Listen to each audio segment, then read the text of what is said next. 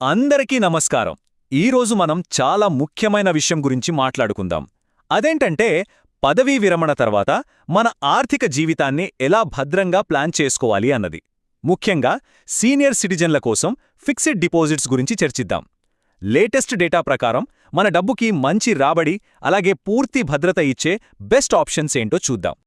పదవీ విరమణ చేశాక మనసులో మెదిలే మొదటి ప్రశ్న ఇదే కదా. జీవితాంతం కష్టపడి సంపాదించుకున్న డబ్బుని ఎక్కడ పెడితే సేఫ్గా ఉంటుంది? నెల నెలా టెన్షన్ లేకుండా ఆదాయం ఎలా వస్తుంది? రిటైర్మెంట్ తర్వాత ప్రతి ఒక్కరిని ఈ ప్రశ్నలు కాస్త ఇబ్బంది పెడతాయి.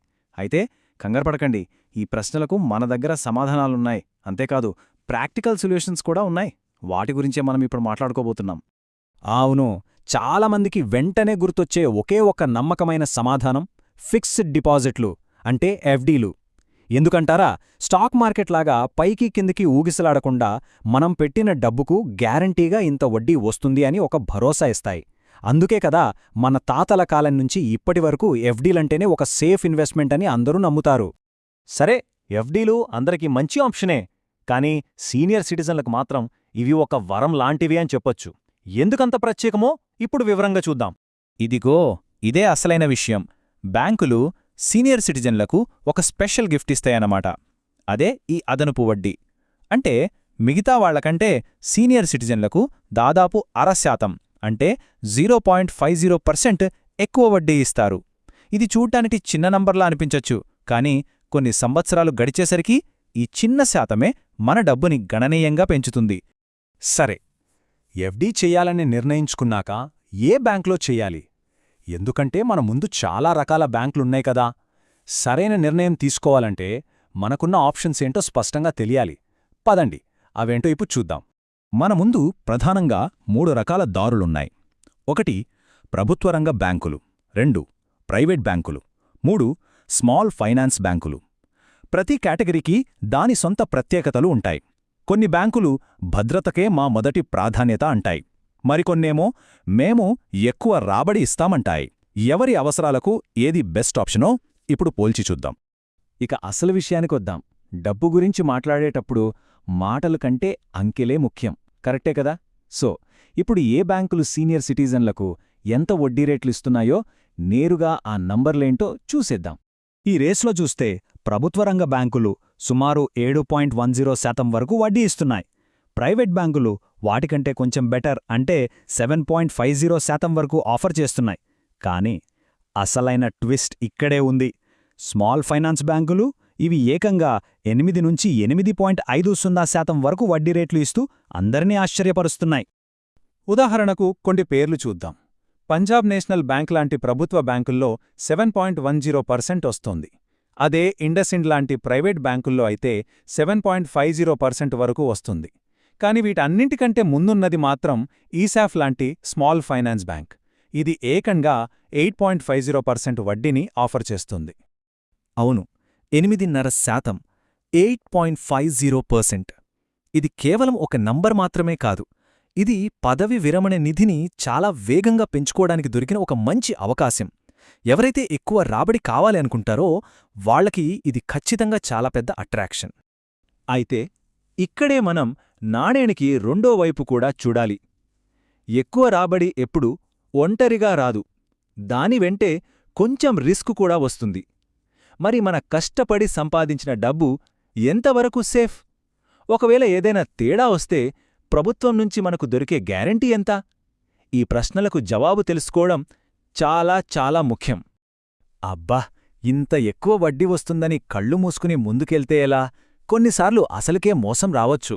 అందుకే రాబడి ఎంత ముఖ్యమో రిస్క్ ఎంతుందో అంచనా వేసుకోవడం కూడా అంతే ముఖ్యం. కేవలం వడ్డీ రేటును చూసి నిర్ణయం తీసుకోవడం తెలివైన పని కాదు. ఇక్కడ మనం ఒక బ్యాలెన్స్ పాటించాలన్నమాట. ఎలాగంటే ప్రభుత్వ, పెద్ద ప్రైవేట్ బ్యాంకులు ఒక పెద్ద ఓడలాంటివి. ప్రయాణం కాస్త నెమ్మదిగా ఉండొచ్చు, కాని గమ్యం చేరడం పక్కా. అదే స్మాల్ ఫైనాన్స్ బ్యాంకులనుకోండి, అవి స్పీడ్ బోట్ లాంటివి. గమ్యానికి చాలా వేగంగా తీసుకెళ్తాయి, కాని మధ్యలో వచ్చే అలల తాకిడిని తట్టుకోగలవా లేదా అన్నది కూడా మనం చూసుకోవాలి. సరే, ఆ అలల గురించి మరీ భయపడాల్సిన పనిలేదు. ఎందుకంటే మన పెట్టుబడులకు ఒక రక్షణ కవచం ఉంది. దాని పేరే deposit insurance and credit guarantee corporation, షార్ట్గా DICGC. ఇది మన రిజర్వ్ బ్యాంక్ ఆఫ్ ఇండియా కింద పనిచేస్తుంది. ఇది ఏం చేస్తుందంటే ప్రతి బ్యాంకులో ప్రతి ఒక్క డిపాజిటర్కి 5 లక్షల రూపాయల వరకు ఇన్సూరెన్స్ గ్యారంటీ ఇస్తుంది.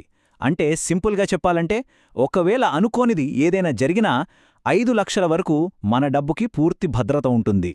ఈ 5 లక్షల లిమిట్ను దృష్టిలో పెట్టుకునే ఆర్థిక నిపుణులు ఒక చాలా సింపుల్ కాని పవర్ఫుల్ స్ట్రాటజీ చెబుతారు.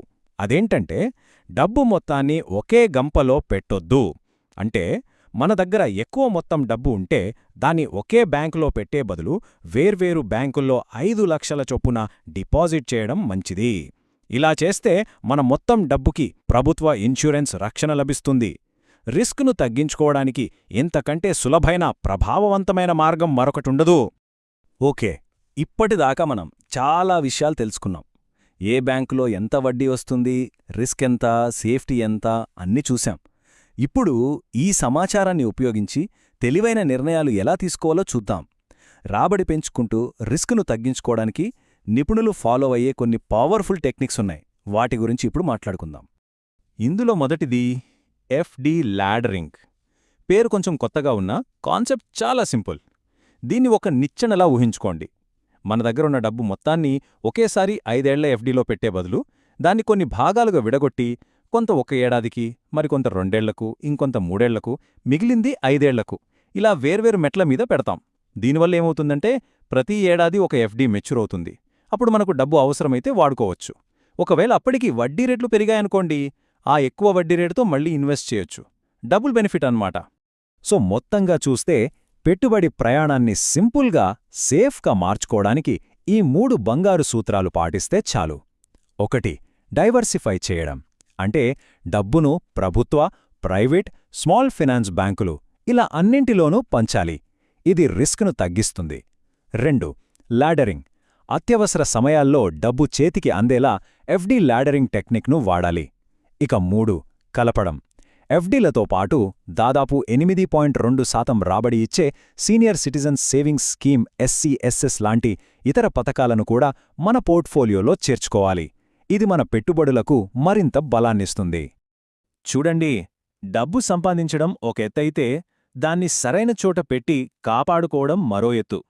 ఈరోజు మనం మాట్లాడుకున్న ఈ విషయాలన్నింటినీ దృష్టిలో పెట్టుకుని మన ప్రస్తుత పెట్టుబడులను ఒక్కసారి సమీక్షించుకోవడం మంచిది. మన పెట్టుబడులు మన బంగారు భవిష్యత్తుకు సరైన పునాది వేస్తున్నాయా లేదా అని ఆలోచించుకోవాలి. సరైన ప్లానింగ్తో పదవీ విరమణ జీవితాన్ని ఆనందంగా, ఆర్థికంగా స్వేచ్ఛగా గడపొచ్చు. ఈ విశ్లేషణను ఇంత ఓపికగా చూసినందుకు ధన్యవాదాలు.